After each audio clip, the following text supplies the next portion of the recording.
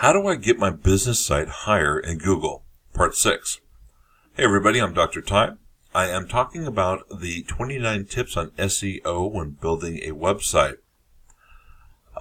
I started doing internet marketing probably about 1995 and actually started my first internet marketing business, which was based on web design more than SEO, in 2002.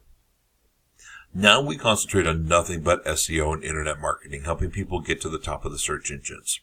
Our website is portbell.com. If you go there under our Success Tips tab, if I can say that correctly, hit Join the Club, and you will be a part of our Success Tips Club. You will learn about these videos, podcasts, whatever it might be, the medium that you want, even articles. You'll learn about all that before everybody else does. I'm going over the 29 tips on SEO when building a website.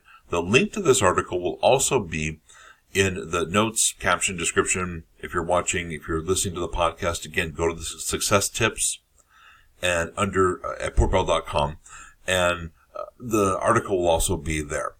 Today I am I'm going to start with number 6. I'm kind of popping all over the place, but I'm trying to keep them more linked together than these are, or in a different order, I should say. Number 6, unique content is a must. Don't copy content from other web pages and put it directly on your website. This is called web page spamming and is an old black hat technique. It's also one of the most likely ways to get banned from the search engines. Yes, banned. Use a program like Copyscape to make sure your content is 100% unique. You can also use Copyscape to make sure that others are not stealing your content. Number 13. Make your page names descriptive and relevant.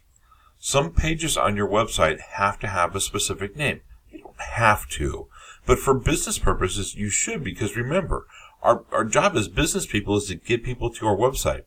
Even if we have a creative business, we do want to standardize some things. For instance, your main page should always be index.html or HTML, but that's getting kind of techy nerdy. But you can make other pages more descriptive. Instead of contact.html, you could have contact.seattleplumber.html. That makes the page more descriptive for both people and search engines. And number 29, I'm going down to the last one today. I forgot about the bonus.